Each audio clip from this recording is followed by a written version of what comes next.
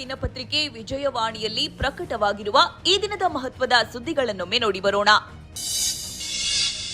ಕಾವೇರಿ ನೀರು ನಿರ್ವಹಣಾ ಪ್ರಾಧಿಕಾರವು ತಮಿಳುನಾಡಿಗೆ ಪ್ರತಿನಿತ್ಯ 3,500 ಕ್ಯೂಸೆಕ್ ನೀರು ಹರಿಸುವಂತೆ ನೀಡಿದ ಆದೇಶದ ಹಿನ್ನೆಲೆಯಲ್ಲಿ ಮುಂದಿನ ಹೆಜ್ಜೆ ನಿರ್ಧರಿಸಲು ಮುಖ್ಯಮಂತ್ರಿ ಡಿಕೆ ಶಿವಕುಮಾರ್ ಭಾನುವಾರ ಸರ್ವಪಕ್ಷ ಸಭೆ ಕರೆದಿದ್ದಾರೆ.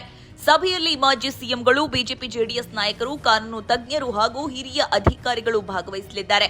ಈ ನಡುವೆ ಕಾವೇರಿ ಕೊಳ್ಳದಲ್ಲಿ ಉತ್ತಮ ಮಳೆಯಾಗುತ್ತಿದ್ದು ಕಬಿನಿ ಜಲಾಶಯ ಭರ್ತಿಯಾಗಿರುವುದು ಹಾಗೂ ಕೆಆರ್ಎಸ್ ಹಾರಂಗಿಗೆ ಒಳಹರಿವು ಹೆಚ್ಚಿರುವುದು ಸರ್ಕಾರಕ್ಕೆ ತುಸು ನಿರಾಳತೆ ತಂದಿದೆ. ಕಾವೇರಿ ನೀರು ಕುರಿತ ವರದಿ ಇಂದಿನ ಮುಖಪುಟದಲ್ಲಿದೆ.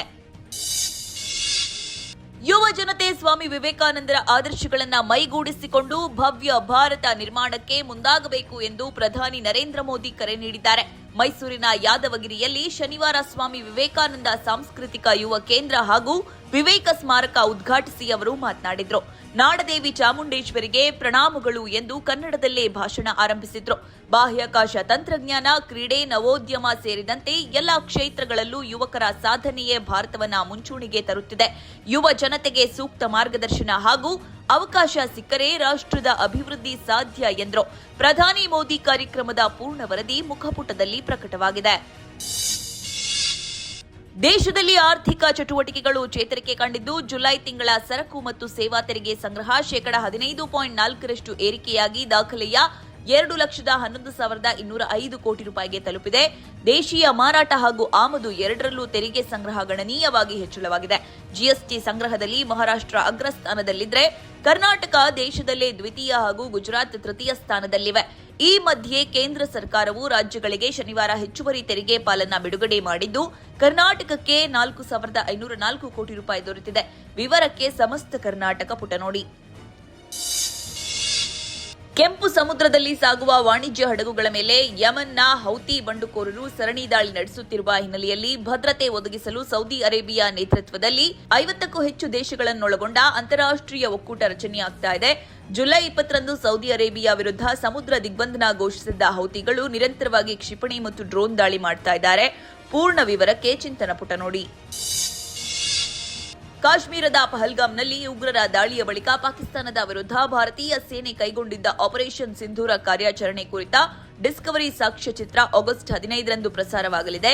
ಕಾರ್ಯಾಚರಣೆಯ ಹಿಂದಿನ ಸೇನಾ ತಂತ್ರಗಾರಿಕೆ, ಮಹತ್ವದ ನಿರ್ಧಾರಗಳು ಹಾಗೂ ಸೈನಿಕರ ಅನುಭವಗಳನ್ನು ಇದು ಒಳಗೊಂಡಿದೆ. ವರದಿ ಉಲ್ಲಾಸ ಪುಟದಲ್ಲಿದೆ.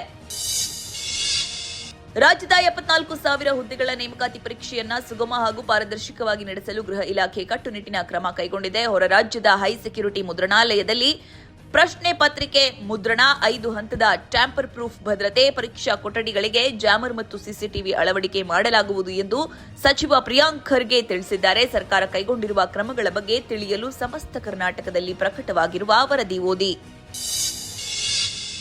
ರಾಜ್ಯ ಸಚಿವ ಸಂಪುಟ ವಿಸ್ತರಣೆ ಅಂತಿಮ ಹಂತ ತಲುಪಿದ್ದು ಸೋಮವಾರ ಸಂಜೆ ಲೋಕಭವನದಲ್ಲಿ ನೂತನ ಸಚಿವರ ಪ್ರಮಾಣ ವಚನ ನಡೆಯುವ ಸಾಧ್ಯತೆ ಇದೆ. ಸಂಪುಟ ವಿಸ್ತರಣೆ ಕುರಿತ ಈ ಸುದ್ದಿಗೆ ಸಮಸ್ತ ಕರ್ನಾಟಕ ಪುಟ ನೋಡಿ. ಕರಾವಳಿ ಮಲೆನಾಡಿನಲ್ಲಿ ಮಳೆ ಹೆಚ್ಚಾಗಿದ್ದು ಪ್ರವಾಹ ಹಾಗೂ ಭೂಕುಸಿತ ಎದುರಿಸಲು ವಿಪತ್ತು ನಿರ್ವಹಣಾ ತಂಡಗಳು ಸಜ್ಜಾಗಿವೆ. ಆದರೆ ರಾಜ್ಯ ವಿಪತ್ತು ನಿರ್ವಹಣಾ ಪ್ರಾಧಿಕಾರದಲ್ಲಿ 635 ಹುದ್ದೆಗಳ ಪೈಕಿ 381 ಖಾಲಿ ಇದ್ದು ಕೇವಲ 254 ಸಿಬ್ಬಂದಿಯೊಂದಿಗೆ ರಕ್ಷಣಾ ಕಾರ್ಯಾಚರಣೆ ನಿರ್ವಹಿಸಬೇಕಾದ ದೊಡ್ಡ ಸವಾಲು ಎದುರಾಗಿದೆ. ಈ ವರದಿ ಓದಲು ಸಮಸ್ತ ಕರ್ನಾಟಕ ಪುಟ ನೋಡಿ. ಪ್ರತಿ ವರ್ಷ ಆಷಾಢ ಮಾಸದಲ್ಲಿ ನಡೆಯುವ ಪುರಿ ಜಗನ್ನಾಥ ರಥಯಾತ್ರೆ ಭೂಲೋಕದ ಅಚ್ಚರಿಗಳಲ್ಲೊಂದು. ರಥೋತ್ಸವ ನಡೆಯುವ ಅಷ್ಟೂ ದಿನ ಲಕ್ಷ ಲಕ್ಷ ಭಕ್ತರು ಭೇಟಿ ನೀಡಿ ಜಗನ್ನಾಥನ ದರ್ಶನ ಪಡೆಯುತ್ತಾರೆ. ಪುಟ್ಟ ಪುಟ್ಟ ರಥಗಳಲ್ಲಿ ಅವನನ್ನ ಸಾಕ್ಷಾತ್ಕರಿಸುತ್ತಾರೆ.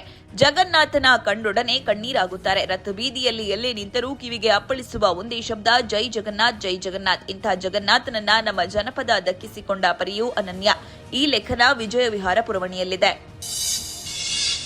ಇವಿಷ್ಟೇ ಅಲ್ಲ, ಮುಂಜಾನೆ ಮಾತು, ಅಂತರಂಗ, ಭವಿಷ್ಯ, ಮನೋವಿಕಾಸದ ಕಾಲಂಗಳು, ಕ್ರೀಡೆ, ಸಿನಿಮಾ, ದೇಶ ವಿದೇಶಗಳ ಭರಪೂರ ಸುದ್ದಿಗಳ ವಿಶೇಷಗಳಿಗಾಗಿ ವಿಜಯವಾಣಿ ಓದಿ.